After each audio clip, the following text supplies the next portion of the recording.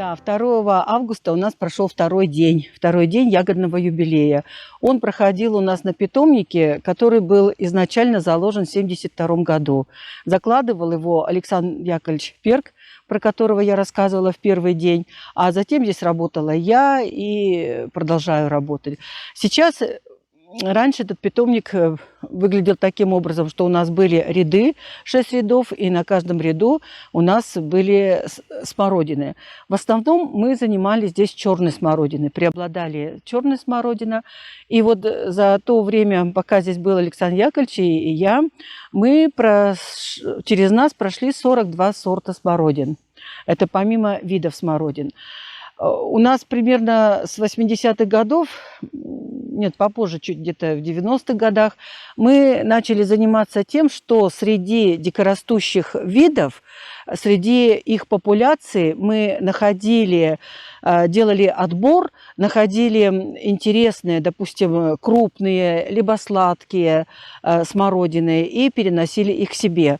У нас здесь были представлены практически все районы, даже и север был представлен, так как у нас здесь была не только малоцветковая смородина черная, у нас здесь была охта, все ее прекрасно знают как алданский виноград, у нас здесь была и есть смородина пахучая, фрагранс, и смородина прокумбенс, ползучая. Одна из самых любимых, самых вкусных, самых сладких, пахучих видов дикорастущих смородин черных в Якутии. Вот. А затем мы, естественно, занимались интродукцией сортов. Сорта мы брали в основном из тех питомников, которые к нам более подходили. В основном это питомники сибирские, были алтайские.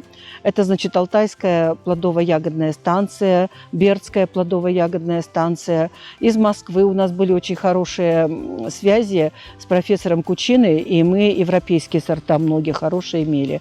У нас здесь произрастал даже сорт Кент. Это еще иное его название, это балдуин. Сорт балдуин, выведенный в Англии еще в 1870 каком-то году, я уж не помню каком. И вот он у нас тоже был, но он оказался не очень зимостойким. И примерно к 2000 году, то есть через 20 лет своего существования, он все-таки у нас вывелся. То есть он у нас перестал размножаться, а все остальные себя чувствуют более или менее хорошо. Мы представили, людей пригласили для того, чтобы показать им как раз вот эти вот сорта смородины, которые у нас сохранились. И, кроме того, поскольку сейчас мы занимаемся жимолостью очень активно, то мы показали и жимолость, показали сорта жимолости, ягоды продегустировали, какие по вкусу, по крупности, как они выглядят, как ухаживать за жимолостью, на что нужно обращать внимание. И вот это все мы, значит, сделали во второй день. Если говорить о сортах, то вот так вот глобально брать, скажем, генетические различия, то можно сказать, что все сорта построены таким образом. Первая группа – это сорта, созданные на основе сибирской селекции, затем сорта на основе европейской селекции и сорта, вмещающие в себе гибриды европейские и сибирские смородины. Нет, он до нас еще не дойдет, он где-то вот там вот останется. Фу, извините, башка в рот залетела. Вот. Донором морозостойкости, донором такого синего оттенка у плодов это смородина охта. Это наш якутский вид, алданский виноград его называют, или же вот дикуша охта. Это такие сорта выведенные, такие как Дубровская, сорта Лакстона, кстати говоря, тоже, хотя в Лакстоне есть и европейской селекции родители. Затем сеянец голубки, сама голубка, приморский чемпион, лия плодородная, леденец дальневосточный. И вот люди, которые у нас здесь побывали на питомнике, они как раз очень хорошо оценили приморский чемпион и леденец дальневосточный. Леденец дальневосточный имеет свое название, потому что ягодку, когда берешь в рот, то она дает послевкусие как будто такой прохлады, леденца как-то мятой отдает. Вот. Затем у нас сорта чисто сибирской селекции. Это такие, как Надежда, такие, как Сибирская, Там еще какие у нас? Омская, это чисто сибирские сорта. Новейшая, это все сибирские сорта, которые тоже мы, значит, представили, чтобы их попробовали, посмотрели, выбрали. Сычевка очень хороший сорт, очень вкусный, сладкий, он уступает Надежде. Самое сладкое и самое ароматное – это, конечно, Надежда, сорт Надежда. Но у сибирских сортов есть недостаток, они, конечно, подмерзают. У них что происходит? У них вымерзает середина куста, потому что вот эти побеги однолетние, на которых потом в последующем на 2-3-летней древесине формируется урожай, они у них вымерзают. И все плодоношение у них смещается к краю. А если оно смещается к краю, то представьте себе лысый куст в центре, а посередине, значит, кусты длинные, такие хорошие, которые плодоносят. И поэтому у нее происходит сокращение плодоношения с течением времени, но зато это очень вкусная, сладкая ягода. Сильное место, ботанический сад, со своей историей, люди, работающие здесь, просто фанаты своего дела, замечательно. Вот такого типа мероприятия, они всегда позволяют более широко смотреть на нашу природу, на природу Якутии, на особенности жизнедеятельности растений. Впечатление потрясающее. Очень информативно, очень красиво, все оформлено замечательно. Я просто в восторге. Люди, львы, орлы и куропатки, рогатые олени, гуси, пауки, молчаливые рыбы, обитавшие в воде, морские звезды и те, которых нельзя было видеть глазом, словом, все жизни.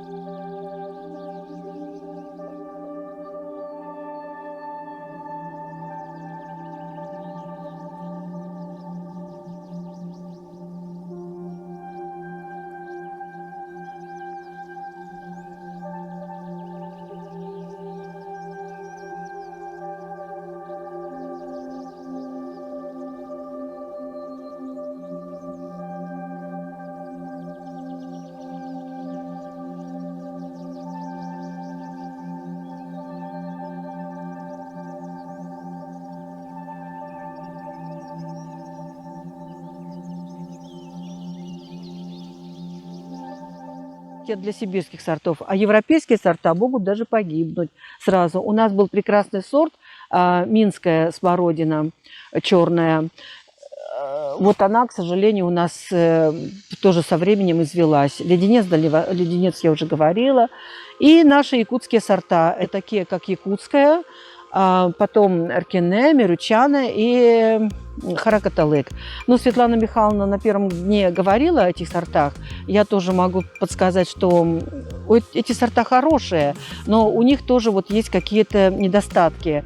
Если рассматривать якутскую смородину, то поскольку она вот на основе охты, то у нее происходит то, что под действием температуры высокой, а вы же знаете, что у нас климат все-таки меняется, погодные условия меняются, и климат становится более сухой и жаркий в летний период. И тогда ягоды просто запекаются на ветвях, и, конечно, их уже невозможно ни съесть, ни обработать каким-то образом.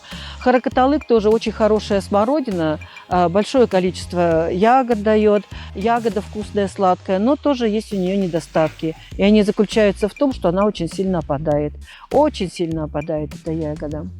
Поговорили мы и о жимолости. Мы рассказали, почему у нас жимолость в одном случае закрыта пленкой, такой сеткой, а в другом случае открытой, такой же квартал. Это делается для того, чтобы определить все-таки, сколько же мы с куста сможем собрать этих ягод, потому что в закрытом, разумеется, мы от птиц сохраним свою ягоду, а открыто там у нас 7 ветрам. Ну, то есть, если дачники имеют какую-то плантацию и не закрывают, то они могут знать, сколько же урожая соберет с этого участка.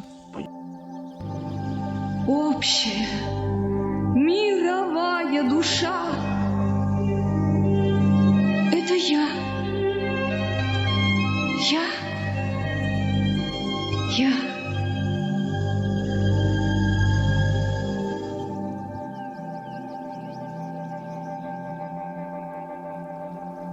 Во мне сознание людей слились с инстинктами животных. Я помню все. И каждую жизнь в себе самой я переживаю вновь.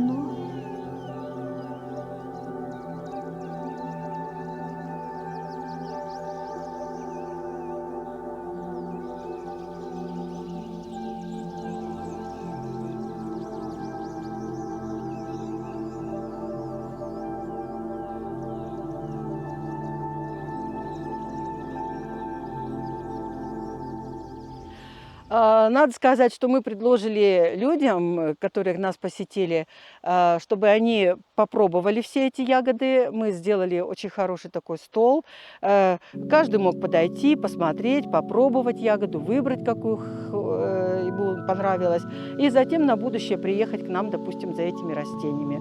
Ну, собственно, смысл вот этого всего мероприятия был в том, чтобы показать, чем богат ботанический сад, что мы можем дать населению, и что мы работаем очень активно и стараемся, чтобы как можно больше новых сортов у нас было интродуцировано в нашу Якутию. Конечно, можно. Дело в том, что, ну, ладно, есть такие, которые чисто пищевые ягоды, кустарники, да, это как смородина черная, допустим, вот этих сортов.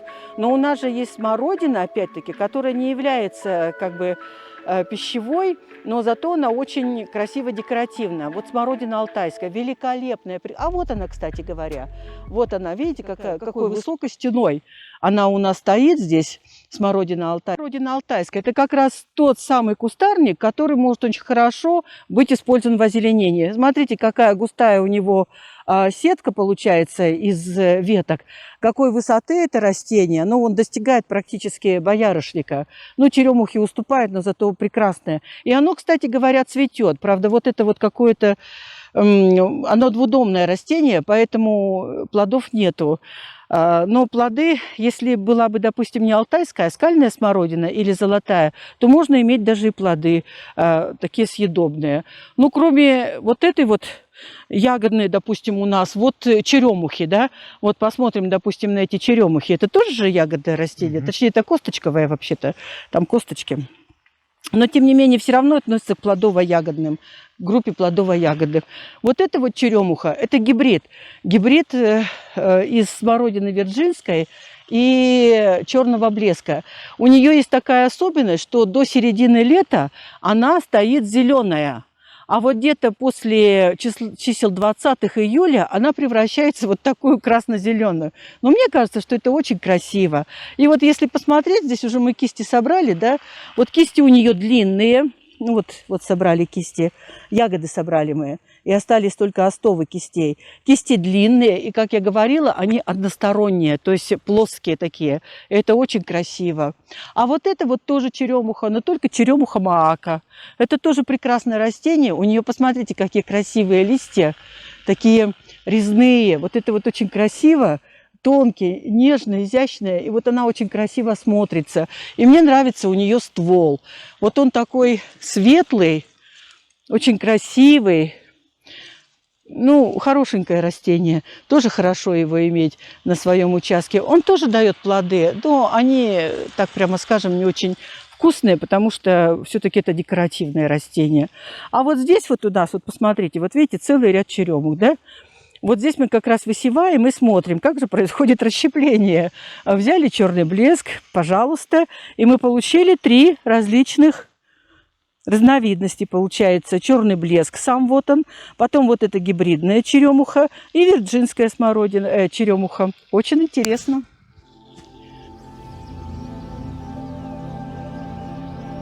Раз в 100 чтобы говорить, но мой голос звучит в этой пустоте уныло, и никто не слышит. И вы, бледные огни, не слышите меня.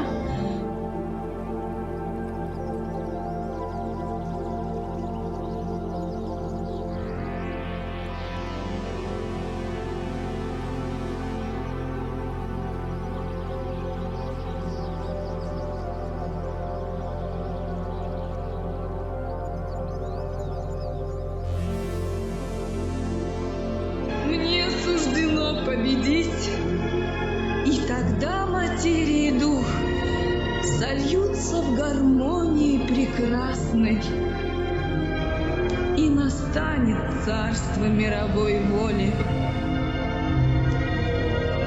Но это будет лишь когда через длинный-длинный ряд тысячелетий и луна, и земля, и светлый Сириус обратятся в пыль.